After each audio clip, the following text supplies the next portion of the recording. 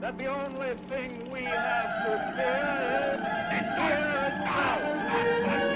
We all cherish our children, and we are all mortal.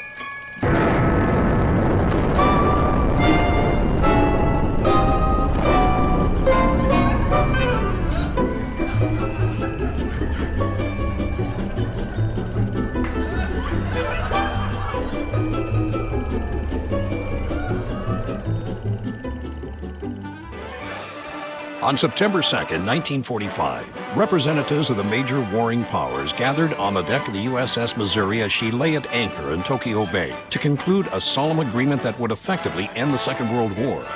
After the surrender documents were signed and the Japanese officials departed, General Douglas MacArthur, Supreme Allied Commander, broadcast the following radio message. Men, since the beginning of time, have sought peace. Military alliances, balances of power, leagues of nations, all in turn failed, leaving the only path to be by way of the crucible of war. The utter destructiveness of war now blots out this alternative. We have had our last chance. If we will not devise some greater and more equitable system, Armageddon will be at our door. The most destructive war in human history had ended. In the Far East and Europe, every major industrial center lay in ruins. Millions were dead or homeless. But here in North America, it was a completely different story. America emerged from the war as the world's largest creditor nation. Her immense industrial capacity, which had expanded dramatically to meet the demands of the wartime economy, had been spared the ravages of war and was quickly converted to domestic production. Pent-up consumer demand fueled exceptionally strong economic growth. New industries such as aviation and electronics took off. A housing boom, stimulated in part by easily affordable mortgages for veterans, added to the expansion. Post-war spending on weapons continued unabated as America entered the Cold War period. The nation's gross national product rose from $300 billion in 1950 to more than $500 billion in 1960. For a generation of war-weary Americans who had grown up during the Great Depression, there had never been a better time to settle down and raise a family. And that's exactly what they did, in unprecedented numbers. Today, we call the children born during this period baby boomers. Baby boomers are loosely defined as the generation born between 1946 and 1964. More than 77 million children were born in North America during this period. At their peak, boomers constituted a remarkable 44% of the population. Despite their constant grumbling that boomers watched too much TV, it was the greatest generation who was responsible for the rise of television. In 1945, there were 10,000 television sets in the United States. By 1950, there were an astonishing 5 million. For boomers, television was the cultural campfire around which they forged their individual and collective identities. The most powerful mass medium introduced up to that time, television combined real events with idealized portrayals of everyday American life for a pubescent audience too inexperienced to discern the difference. It also served up a worldview far more cosmopolitan than anything previous generations of Americans could have obtained at home. Consequently, many boomers formed opinions about themselves and the world that were strikingly different to those espoused by their parents and local community leaders. To understand the influence television had on America's rising generation, one need only review the chain of events that culminated in the abolition of segregation. On July 6, 1954, a Mississippi teenager named Elvis Presley recorded That's All Right Mama at Sun Studios in Memphis, Tennessee. With his melding of black R&B and white country, Elvis effectively put a white face on black music. It would be 2 years before boomers saw Elvis on television, but when they did, the result was electric. Unconventional, handsome, and energetic, yet white and well-mannered, Elvis was able to garner the recognition necessary to catapult traditional black music into white American mainstream. Black artists such as Chuck Berry saw their opportunity and began writing songs about things boomers cared about, such as cars, school, and teenage love. Promoters rushed to capitalize on their popularity, signing them up for shows in cities all across America. National networks broadcast events connected with these concerts, including the band's hotel accommodations and the second-class treatment they received. Television coverage of discrimination against popular black artists they identified with induced impressionable boomers to question the systemic prejudice that still existed in post-war America. It was a lesson they would not forget when both they and the civil rights movement came of age in the 1960s. The same thing was true of the bomb.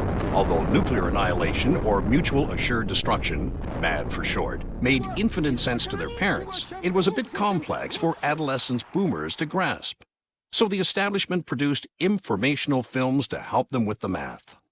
The relationship between distance for any given pressure and the size of nuclear weapons follows the cube root scaling law. So theoretically, a hydrogen bomb of 20 megatons at approximately 8.5 miles would have about the same destructive power as an atomic bomb of 30 kilotons at 1 mile. And for younger boomers who found the math too difficult, there were always those catchy cartoons. Excuse me, Mrs. Miller. Yes, Jenny. What happened to the monkey? Well, Jenny, he didn't duck and cover.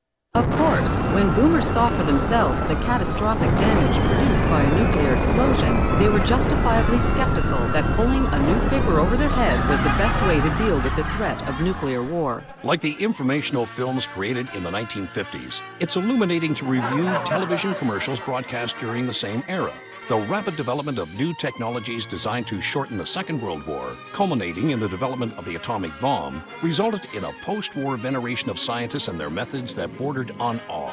Madison Avenue advertising firms capitalized on their celebrity by using doctors to endorse products such as cigarettes, and by creating an era of brand X, Y, and Z television commercials that touted the technological superiority of their products.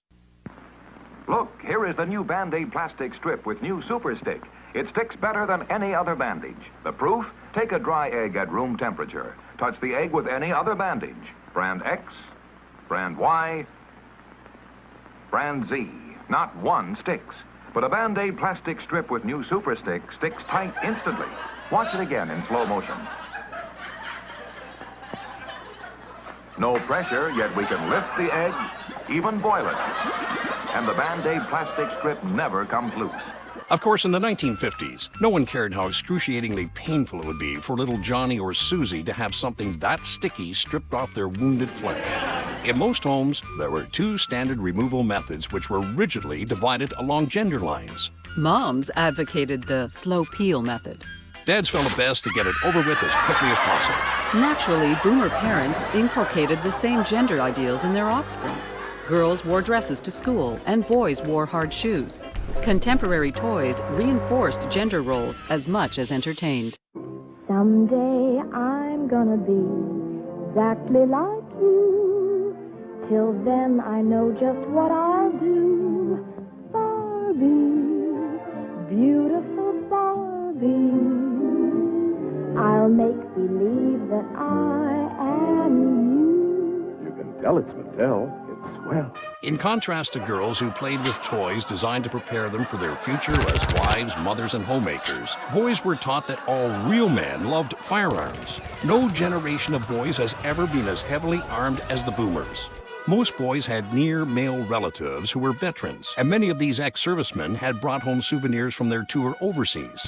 For most boomer boys and their veteran relatives, playing war games with full military equipment was construed as manly behavior in a world where violence was still considered a practical way to settle disputes. Still, not everybody thought that way. Certainly Rosa Parks didn't. On December 1st, 1955, the 42-year-old African-American seamstress refused to give up her seat to a white man on a city bus in Montgomery, Alabama. She was summarily arrested and fined $10 for breaking the state's segregation laws. 4 days later, Dr. Martin Luther King Jr. and several other black ministers formed the Montgomery Improvement Association to coordinate a nonviolent boycott of all city buses. The boycott lasted until November 13, 1956, when the United States Supreme Court declared Alabama and Montgomery laws requiring segregated buses illegal. In the interim, Sony released the TR-55. It was Sony's first transistor radio and the first to carry the then very much disparaged Made in Japan label. The use of transistors rather than vacuum tubes allowed these devices to be much smaller than earlier radios, making them the first truly portable units. Powered by distinctive square batteries, transistor radios were an instant sensation and would become a ubiquitous icon of the boomer years. By 1956, Elvis was also well on his way to becoming a cultural icon, appearing first in June on The Milton Berle Show. where he scandalized the audience with his suggestive hip movements. And then, 3 months later, on The Ed Sullivan Show, Sullivan insisted that Elvis be shown exclusively from the waist up. For boomers, especially boomer girls, seeing Elvis perform was a revelation. The same could also be said for their parents. Now that they had seen Elvis and the effect he had on his young audience, they began to be more than a little concerned that perhaps this new kind of music was unsuitable for their children. Similar sentiments had been expressed the year before when the films Rebel Without a Cause and The Blackboard Jungle had premiered. The massive popularity of these films among teenage audiences, juxtaposed against the mounting disapproval of older viewers, attest to the generation gap that was beginning to open up between boomers and their parents. The 1950s were also watershed years for America abroad. The Korean War, which had pitted the communist powers against the West, had ended in an armistice. The killing had stopped, but no formal peace treaty was ever signed. Just as MacArthur had predicted, the utter destructiveness of nuclear war had blotted it out as an alternative. Total war, once seen as a final arbiter of disputes between nations, had become simply too destructive to resort to. For the United States, arguably the most powerful nation in the world at the time, the primary lesson of the Korean War was clear. America would have to find other ways to foster Western ideology.